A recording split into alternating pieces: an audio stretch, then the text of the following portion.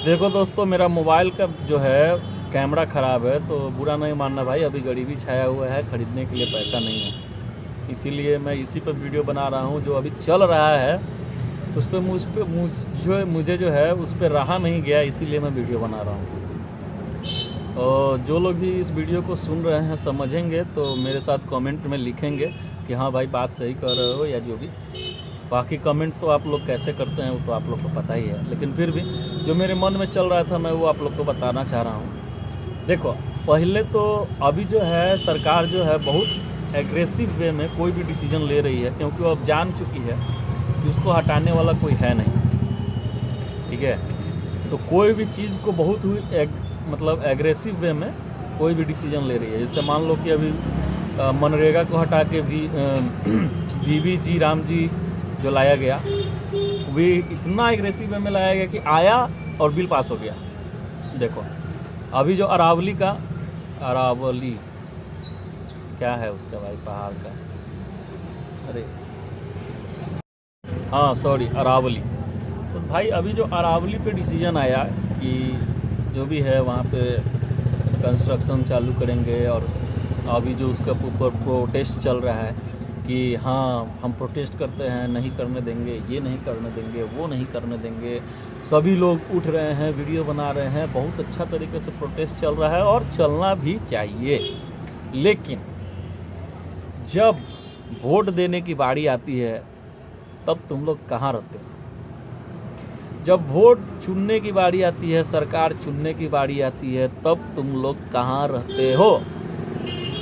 ठीक है, आज अगर मैं बिहार में बैठा हूँ और मैं ये बोल रहा हूँ कि मनरेगा को हटा के वीवीजी राम जी जो एक्ट आया है वो गलत है और मैं इसका कंडेम करता हूँ, तो मैं भी गलत हूँ, क्योंकि सब कुछ जानते समझते मैंने उस सरकार को लाया। आप दिल्ली में बैठे बोलते हैं दिल्ली का प्रदूषण बढ़ गया है, उधर बहुत सारे मुंबई वगैरह का भी प्रदूषण बढ़ा हुआ है, तो आपको ये बोलने का कोई हक नहीं है, क्योंकि सरकार आप ही लोग चुन के लाए हैं। ठीक है, और छोटा मोटा नहीं, बहुत बड़ा स्तर पे वोट दे के और बहुत बड़ा मतों से आप लोगों ने जिताया, इसलिए आप लोगों को बोलने का कोई अधिकार नहीं है कि जो है दिल्ली में प्रदूषण बढ़ गया है। केजरीवाल जो इतना अच्छा काम किया था दिल्ली में, उसको आप लोग को हटाने में 2 मिनट नहीं लगा अपने वोट के थ्रू, और आज आप लोग दिल्ली के सरकार को बोल रहे हैं ऐसे वैसे है, ऐसे है वैसे है। भाई पहली बार है 10 सालों में, जितने भी सरकार है 10-12 सालों से बीजेपी का, उसमें पहली बार है ये कि तुम जो बोल रहे हो। और मुझे ये नहीं समझ में आता, जब सब लोगों को इतना ही दिक्कत है तो ये जीत कैसे जा रहे हैं ये लोग? आज देखो बिहार में वीवीजी राम जी आने की वजह से कितना दिक्कत होगा बिहार में, बिहार जैसे और भी राज्यों में कितना दिक्कत होने वाला है, पता भी है तुम लोग को भाई? भाई चला जाएगा, जितना अभी बिहार में अनएम्प्लॉयमेंट है उससे 3 गुना अनएम्प्लॉयमेंट होने वाला है आने वाले 5 सालों में। ठीक है, डेवलपमेंट का काम जितना अभी हो रहा है वो स्लो हो जाएगा भाई, वीवीजी राम जी आने की वजह से। ठीक है, और जो अरावली का जो है जो प्रोटेस्ट चल रहा है, भाई तुम ही लोगों ने सरकार बनाया ना भाई। हाँ, ये वाला इलेक्शन से पहले ही ना वो हुआ था कि 1 रुपया में अडानी को ज़मीन बेच दिया गया था, फिर भी तुम लोगों ने भाई दिया ना वोट। हाँ, जब तुम लोगों ने वोट दिया, सब कुछ तुम लोगों के हिसाब से हुआ, तो तुम लोग क्यों शिकायत कर रहे हो भाई? हाँ, पलायन रोकने के बाद जब प्रशांत किशोर करता था तो तुम लोग बोलते थे कि कैसे कर लेगा। आज 10,000 के बदले अपना घर दे रहे हो ना भाई, घर दे रहे हो, मकान दे रहे हो, जो दुकान लगा के बैठे हुए थे दे दिए। 10,000 में तुम लोग को 10,000 के बदले में तुम्हारा घर चला गया, दुकान चला गया, कमाई का जरिया चला गया। तो भाई तुम लोग को अधिकार नहीं है बोलने का, गलत है। दिल्ली के प्रदूषण पे अधिकार नहीं है तुम लोग को बोलने का, क्योंकि तुम ही लोगों ने बढ़ चढ़कर वोट देकर बीजेपी की सरकार बनवाई वहाँ पे। इतने दिन से था केजरीवाल तो कंट्रोल करके रखे हुए था, मानो चाहे नहीं मानो, ये था, फैक्ट था। जैसे ही दिल्ली की सरकार हटी वहाँ के स्कूल की स्थिति गड़बड़ हो गई। वो था तो स्कूल का स्थिति भी मैनेज था, ठीक है। प्रदूषण तो बहुत अच्छा। आज ऐसा स्थिति हो गया है कि साला बाहर देश के लोग इस प्रदूषण पे वीडियो बनाने लगे हैं, और आने से यहाँ आने से लोगों को मना कर रहे हैं, ठीक है। अरावली वाले पे आते हैं, भाई तुम बोल रहे हो ऐसे है वैसे है ऐसे है वैसे, भाई तुम ही लोग लाए हो भाई, तुम लोग कितना कुछ कर लोगे, सरकार अपने मन का ही करेगा, कोई उसको रोक नहीं सकता, समझ गए। इसीलिए बोलने का अधिकार नहीं है आप लोगों को, और मुझसे बर्दाश्त नहीं हुआ, इसीलिए मैंने ये वीडियो बनाया।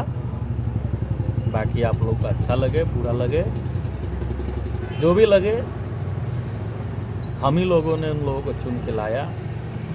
सब लोगों ने राहुल गांधी को बना दिया पप्पू, लेकिन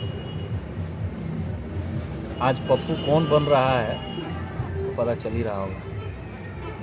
आज पप्पू बन रहा है जनता, इंडिया का जनता, भारत का जनता, भारत के अंदर छोटे छोटे राज्यों का जनता। अरावली कटने से कितना नुकसान, कितना प्रदूषण, कितना पर्यावरण में बदलाव, कितने जीव जंतुओं का घर, कितने पेड़ पक्षियों का मिट्टी में मिल जाएगा, सब ये पता भी नहीं है, समझ गए। जब वहाँ का रेत जो अरावली जंगल, अरावली पर्वत रोक के रखे हुए हैं, जब वो कट जाएगा, और जब राजस्थान का रेत, जब दिल्ली समेत हरियाणा होते हुए पर्वत पे, हिमाचल पर्वत पे जाएगा, तो क्या हश्र होगा इंडिया का। जो हरा भरा इंडिया अभी तुम देख रहे हो, वो उस समय गोल्डन इंडिया बन जाएगा, golden. It's called sand India, हर जगह सैंड ही सैंड दिखेगा।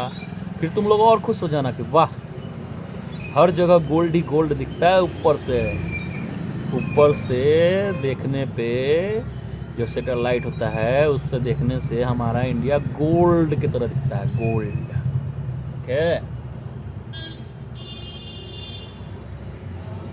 हमारे हाथ में अब सिर्फ प्रोटेस्ट है, करो प्रोटेस्ट। और जितना एग्रेसिवली हर बिल को पास करवाया जा रहा है, शायद तुम लोग नहीं इस चीज़ को महसूस कर पा रहे हो, मैं थोड़ा सा महसूस कर लिया हूँ, इसीलिए थोड़ा बता रहा हूँ कि भाई हर चीज़ का बिल जो है बहुत एग्रेसिवली पास करवाया जा रहा है। थोड़ा इस चीज़ को समझो। कहीं ना कहीं सरकार ये जानता है कि अब उसको कोई हटाने वाला नहीं है, समझ गया। और गलती तुम लोग का भी है, गलती हम लोग का भी है। जब चुनाव आता है तो चुनाव पे बात सिर्फ धर्म, कास्ट, मंदिर,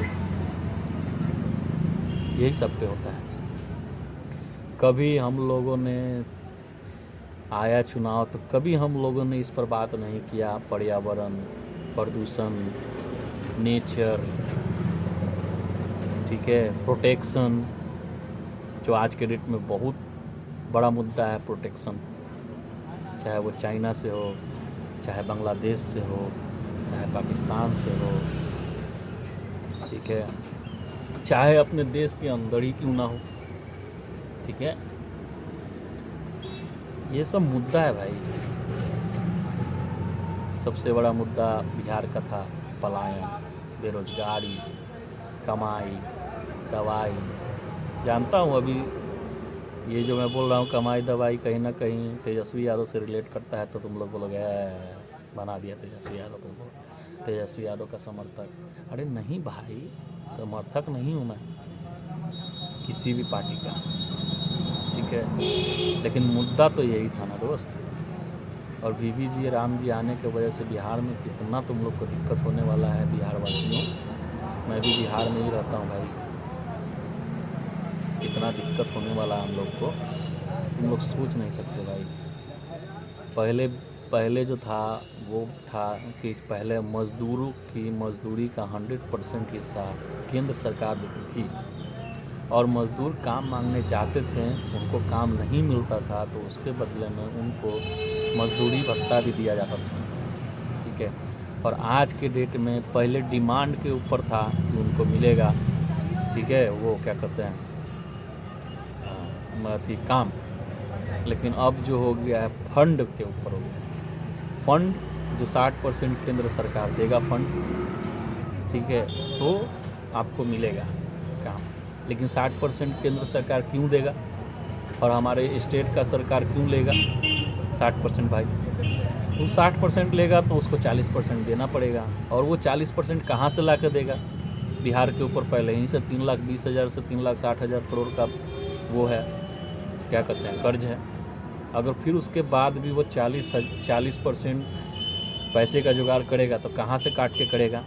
क्योंकि यहाँ तो टैक्स सीमित है, यहाँ का टैक्स का कोई एक्सपेंडेशन नहीं है, एक्सपेंड नहीं होता है यहाँ का टैक्स। यहाँ का टैक्स जो लिमिट है वही सीमित है, ठीक है। दारूबंदी की वजह से यहाँ से बहुत सारा टैक्स हम लोग का बंद हो गया, और भी तरह तरह का टैक्सेस है जो किसी वीडियो में बताऊँगा। तो टैक्स तो यहाँ सीमित है भाई। अब टैक्स सीमित है तो कहीं ना कहीं से पैसा कटेगा। पैसा कटेगा कहाँ से? तो जो डेवलपमेंट का काम हो रहा है वहाँ से पैसा कटेगा। जो सरकारी नौकरियाँ लोगों को मिलने वाली थी वो नहीं मिलेंगी, वहाँ से पैसा कटेगा।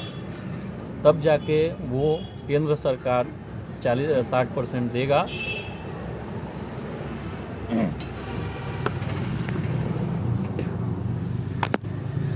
60% देगा केंद्र सरकार, और 40% ये मिलाएगा, तब जाके मज़दूरों को उसका मज़दूरी मिलेगा, ठीक है। जो कि स्टेट गवर्नमेंट कभी करने वाला नहीं है, क्योंकि उसके पास पैसा नहीं है। पैसा देने के लिए उसको कहीं ना कहीं से कटौती करना पड़ेगा भाई, ठीक है।